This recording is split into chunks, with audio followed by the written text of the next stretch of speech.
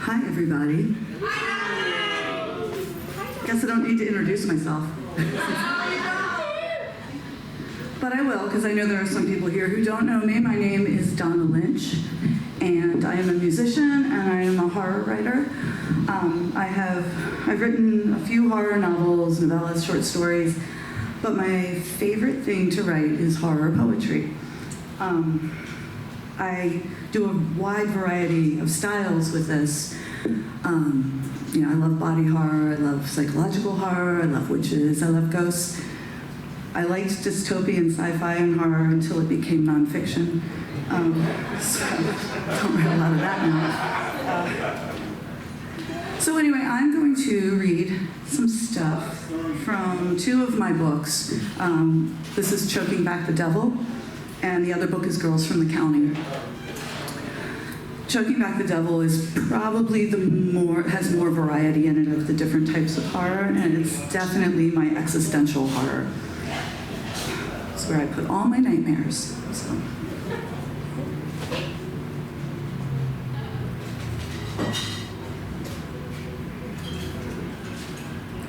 This is called All the Things They Never Tell You.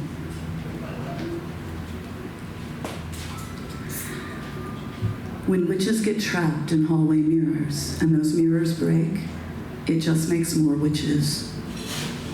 The devil doesn't possess children. He just takes the blame so no one has to face the fact that some children are broken for no reason. Angels walk among us, but they are not love. They are not here to help, not a single one. When people die, they feel like cold, heavy meat, even the ones you love. No one will ever notice you as much as those who wish to see you suffer and wish to see you fail, and those people will notice everything. Every single thing you do is a desperate attempt to evade fear deep down inside. Your body will betray you. Your brain will betray you worse, but will lie and tell you otherwise. And one day, you will lose everything you love, which is the most terrifying of all the things they never tell you.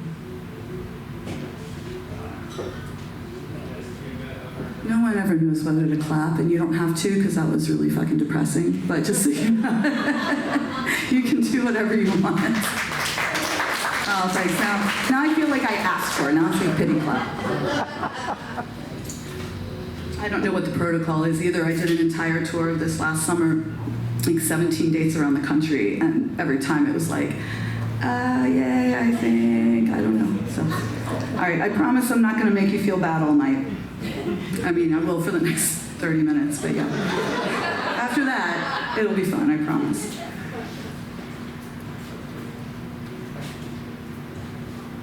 This is called Wreckage. It was never me getting in and wrecking the place until you had to evict me. It was always me letting you in and keeping you there, held hostage among the wreckage, until you felt there was no better home.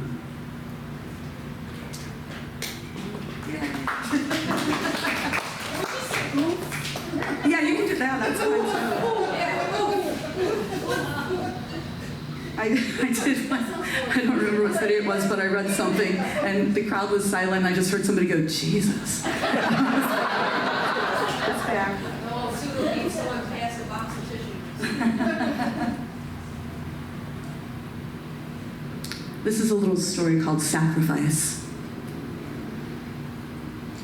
We hear the witch come in, shuffling and scraping, but by the time we do, it's often too late, at least for some of us. We are too many with too few places to hide. It's always a small foot slipped from beneath the bed, or a lock of hair spilling from behind the cupboard door, that last little body that couldn't quite fit. That's the one who goes. We do not know what she does with us. Maybe our insides get eaten. Maybe our hair and teeth become decorations and talismans. Maybe our bones are used to etch symbols on doors of homes, cursing those inside. We do not know, for we are not witches, but discarded children who once believed that fairy tales were folly and horror only came from starvation and shadowy men on the streets. But we know better now. Then one night, after the smallest and sweetest among us was taken, someone remembered a fable about mice and a cat. The cat was taking them one by one at night, but if they put a bell about his neck, they'd hear him coming sooner. They'd have more time to hide. It was a grand idea. Everyone agreed, but begged the question, who would bell the cat? So we bit our lips and glanced around, and it was decided that the oldest among us should choose who would bell the witch. I am the oldest. I am the one who will make the decision. I am the one who will send a trembling child into her terrible mouth to save the rest, just as I am the one who gathers the children every time the witch comes. I do my best to hide them all, but I know there will always be the one who doesn't fit. And as I gather them, I know which one it'll have to be. I am the one who chooses. And so I look among these tiny faces, their eyes brimming with tears and nightmares. I make my decision and silently wonder who it is that will someday need to bell me.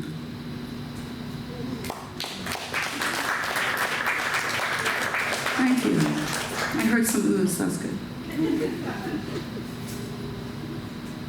When I was booking the spoken word tour last summer, I was being really open-minded about what kind of venues I would play. So of course I hit up all of the venues that we've played as Ego, Likeness, and Stoneburner.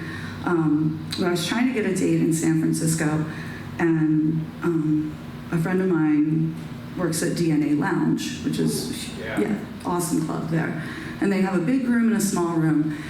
And so I got in touch with the booker, and he's like, well, the small room's definitely taken. He said, let me see what I can do about maybe getting you on the bill for some bands that are coming into the big room. And I said, I feel like I could read this to any audience. So sure. Well, that's what I said. And he gets back to me and he's like, hey, good news. He's like, I got you the opening set for Artillery, which is a Danish thrash metal band and a whole bunch of other thrash metal bands. And I was like, well, now I'd be an asshole if I said no. So I did it, and it actually went over really well. There was one guy in the crowd trying to start a pit, which was weird, but I give him a lot of credit. That was, so, anyway.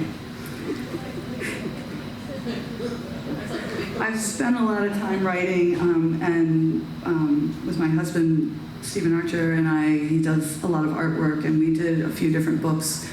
And I've done a lot of stuff where I was sort of trying to invent new saints and new martyrs. I'm not Catholic, but I love the iconography and I love that idea. So we made up this saint. This is called the Cult of Imolaine. Amid the secret waking nightmares she endured, we found each other. A deep cold hell that pooled around her. Mine was more a storm inside me. Our ugly humor keeping us from drowning. She was so scared of drowning. We talked of mutilations, psycho killers, and their demons, and we laughed to show them we were unafraid. We lit candles on altars, praying to a saint we had created. We carried hammers just in case she didn't come, but she must come. She will set the shore ablaze to dry us to our bones and keep us warm. Saint Imolaine would never let us drown until the night she did. The demons swam around us in the pool, coming in like sharks every time she bled, gasping for her breath. She cried for Imolaine. We did not pray enough. She cried to me. We did not believe enough. She cried to God. But I knew how to swim, a faster minnow than my sister. I knew to drop the hammer so that I might float. I knew not to thrash and flail, revealing all my injuries. I did not bleed and lead them to me.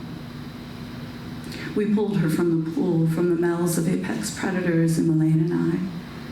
And our blessed saint told her what to do so she'd never have to drown again, so she'd never be devoured underwater. And with that sacred knowledge, she stood tall upon the shores of hell and set her pretty self on fire.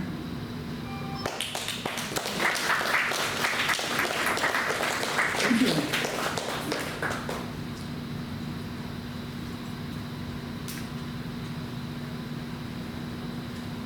I wrote this because I watched too many of those videos where people are looking through their Ring cameras and there's somebody outside being creepy. So this is called Woman. I hate the woman who stands at the edge of my woods for many reasons.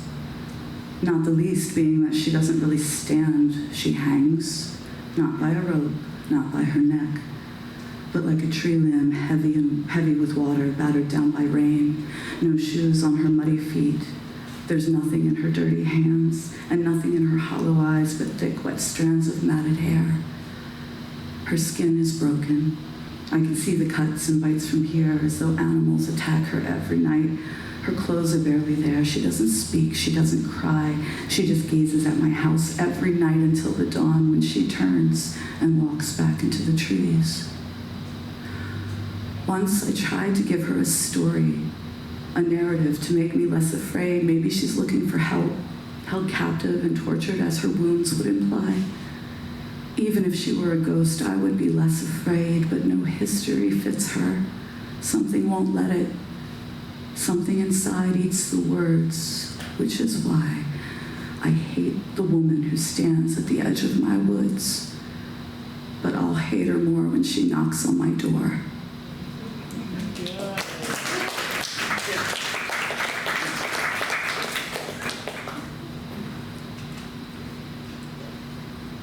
I was watching this thing about Ed Kemper, a serial killer. And I don't do a lot of serial killer stuff because whatever. It's kind of edgy, but he said something that just chilled me to the bone, and I'm not going to give it away by the title, but it'll be the last line. It wasn't your face or your hair or your legs. It wasn't that you reminded me of anyone, not my mother, not a lover or sister. It wasn't that you ever spurned me, nor the way that you carelessly let your cigarette burn down all the way into crumbling ashes and embers. It wasn't any detail or anything tangible. It wasn't a look you gave me or anyone. It wasn't the phase of the moon or a terrible voice. You were just there when the gnawing inside me turned into vicious biting, when the switch flipped and all my lights went out, when I had no choice but to seize the moment. You were there. You were there, and it just wasn't your night.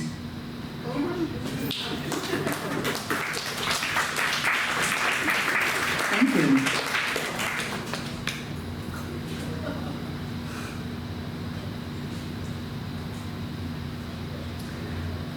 This is my book, Girls from the County.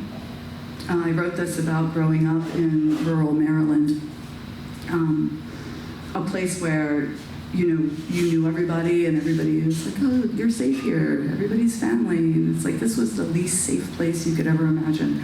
And I talked to a lot of my friends about this who grew up in different rural areas around the country, actually around the globe.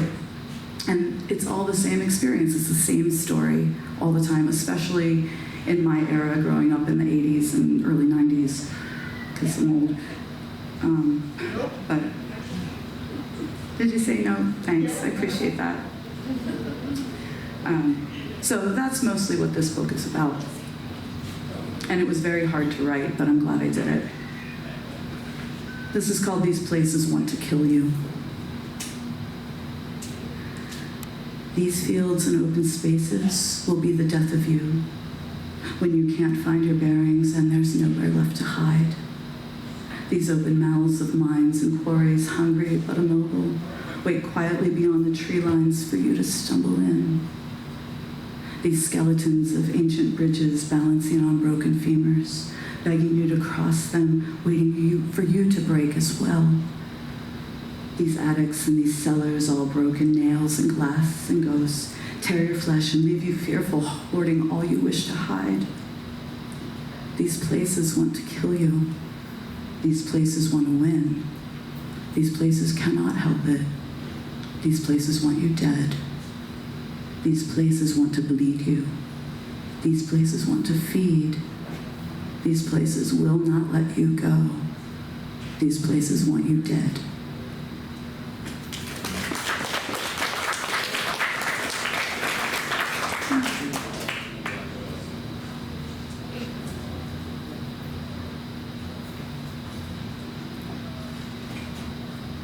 This is drag. You and your friend took me down to the brook where no one could hear us and no one could look. Well, the water will bite and the water will sting, but if I shut my eyes, I won't feel a thing. I will be reborn, baptized and bled with the rush of the water through my mouth and my head.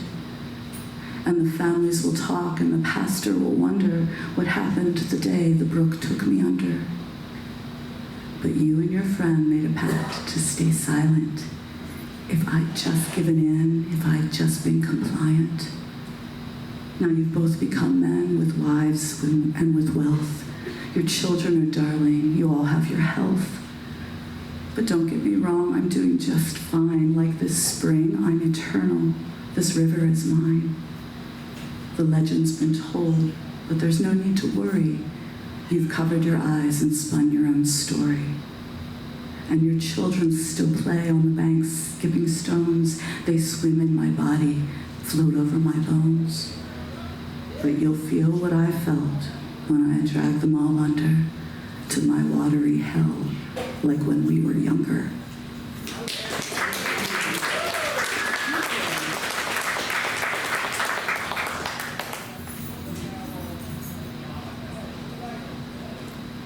This is a true story. It happened the county over from mine.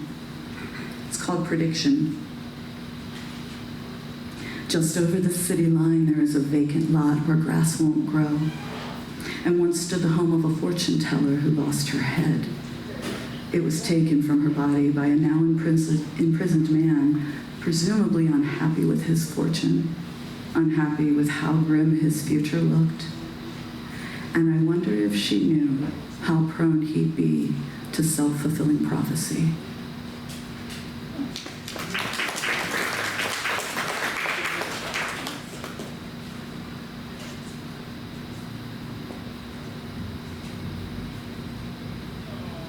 This is one of my true stories. When I wrote this book and I gave it to my mom to read, I was like, none of these are about me, I swear. And she said, I don't believe you. And I said, well, that's true, but I wouldn't tell her which ones were actually about me. So this one's about me. It's called Guys Like Jeffrey. Sorry to any Jeffreys in the crowd. It's not you. He looked young at what could have been 17 or 25 and played guitar. Of course he did. I was tall and so grown up at what could have been 14 or 17, going to the boardwalk all alone. If you guessed we were as far apart as possible in age, you'd be correct. But we didn't get around to talking numbers, not until we'd gone too far. But no, not like that. Just conversation and connection. And for hours I felt safe, even when he drove me home. That is until our conversation and connection made us miss the road and drive far enough away into another state, far enough away for it to be a felony. And I remember my heart dropped to my stomach. A heat rose between my legs, a hot pressure in my bladder, and I remember shaking, laughing nervously, pretending I was fine. Because in the movies, when you panic, that's when they know exactly what they're gonna do. And I can't believe I did the one thing my mother said never to do. And suddenly I felt so sad that the dashboard of his car and the blurry dunes outside the window might be the last thing I'd ever see. I wish we'd both been 17. But when I saw that he was shaking, shifting in his seat, the burning pressure in my gut began to fade, because luckily for me, guys like Jeffrey don't hurt young girls. Guys like Jeffrey, sometimes they're only being nice. maybe looking for connections, and I felt so special for it. Though he never even touched me, I'm sure I would have let him. But now that I am older, I know that guys like Jeffrey walk a line between protector and predator, angel, abductor, noble king, killer. And the morning could have found me floating in the marsh as easily as sleeping in my bed.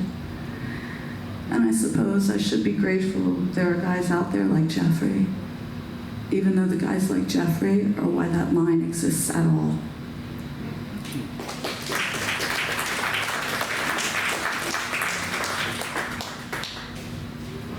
This is a true one about a very good friend of mine. It's called Grave. She grew up and became a mortician so that when he finally died, she could make sure. Yes.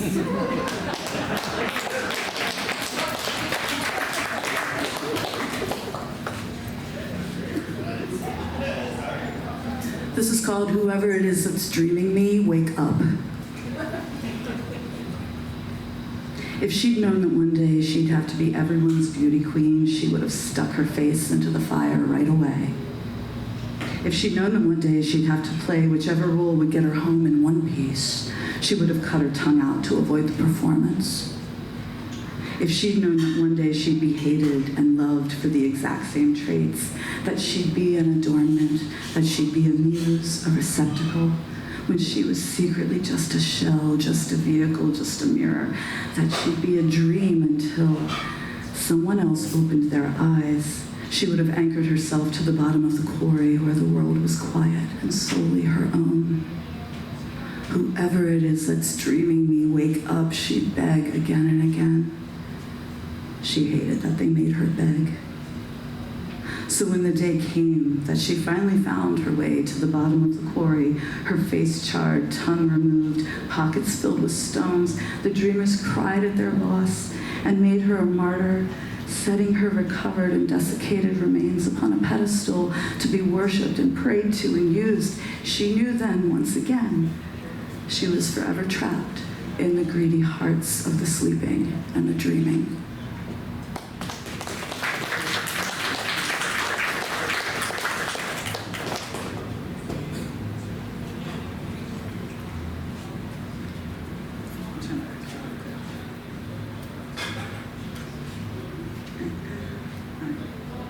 Come back to it. Sorry, a little disorganized. This is called At Parties.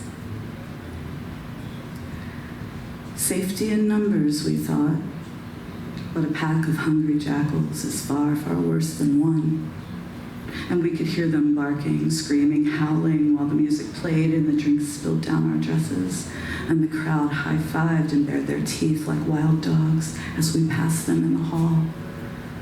Our tangled hair and bedroom haze, our reputations on parade, it was so easy and eventually expected to get torn into pieces, portioned to the pack, and devoured every weekend, the way they do on arid plains and wild spaces, the way they do at parties.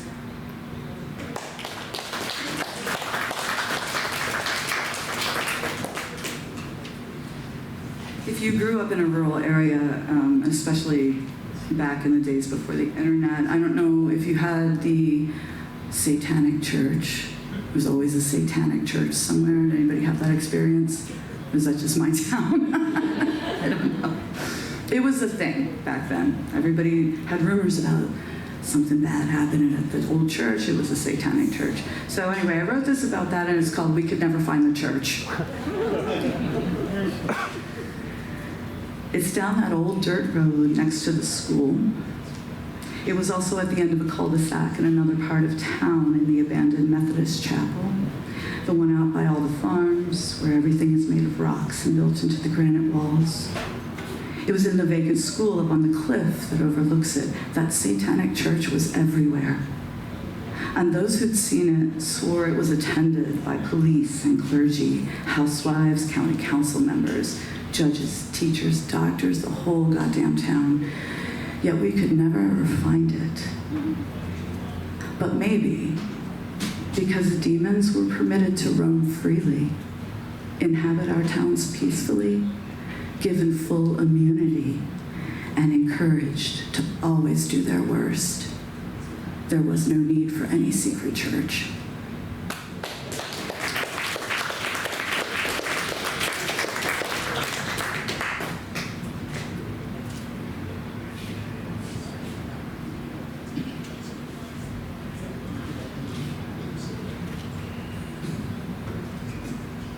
This happened down the street from my house. It's called Cannibal. Not 5 miles from my house on a road that uses up a lot of deer, a man was arrested for eating another man's heart. I don't think I could ever, nor would I want it done to me, but I do wish I could have known him, known his tastes, and asked him why. For the first time ever, I want to read the food blogger's backstory more than I want the recipe.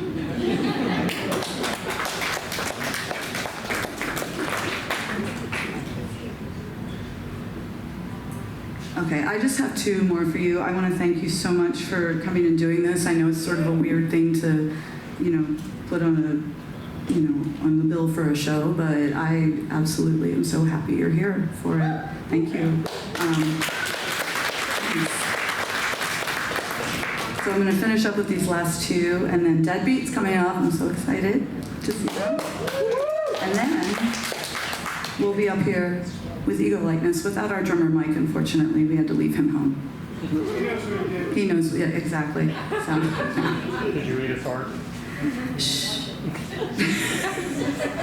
No. Okay, 2 more. We're done. This is called The Thing About Girls with Hammers. It's also basically a true story, at least until the end. They never really wanted to leave their homes, not like that. Their bedroom walls lined with collages of all the things they loved, carefully excised from magazines with pink-handled scissors. The music boxes with tiny ballerinas filled with samples of expensive perfumes on perforated paper. Chanel No. 5, Calvin Klein, the scent of beautiful girls in New York and Los Angeles, London and Paris. County girls don't smell the same no matter what they wear. But the famous name is all that counts, and there is a deep, deep sadness when the slips go stale and dry. And they leave them behind with the other paper dreams stuck to bedroom walls and mirrors with Scotch tape. The girls all leave for many reasons. Some of them are tired of yelling and fighting. Some are tired of worse. And some are just tired of cutting out pictures of the things they covet and will never have. But these girls are tough. And by 12, they've had to prove it while playing video games in their parents' den with their brother's friends, at a playground after dark, way down a cemetery road in abandoned farmhouses and factory ruins, and the home of so many second-rate satanic rituals that only your friend's cousin's boyfriend has ever seen. These are the places they realize their strength. And by the time they take to the streets, they're not afraid of anything except losing that job at the 7-Eleven that could barely cover rent. And the men can smell those empty wallets, like any predator trailing injured prey. They have a second bedroom, and they could use some help around the place. Dishes, laundry, nothing weird, just convenient. And the girls all think convenient for who? But they pack up their clothes and drugstore makeup and stuff their red flags into bags from the car. They check the lock on their bedroom door they know doesn't work. He says he's been meaning to fix it. Just a quick trip to the hardware store and he'll fix it. But he's already looked at them in some kind of way, and before very long, the hammer they found next to the dryer down in the basement makes its way to their room, lying heavily in weight in the space between the mattress and the wall. You see, the thing about girls with hammers is that they made their own choices, as they will be the first ones to tell you. They did what they needed to do back then, and they'll do what they need to do again. Maybe tomorrow, maybe next month, maybe at 4 a.m. after everyone is asleep. creep into his bedroom, close their eyes, make a wish, and take out his jaw and his teeth. But there are moments when they wish to God that the hammer was a pair of pink-handled scissors, and the only thing they ever had to destroy was a magazine.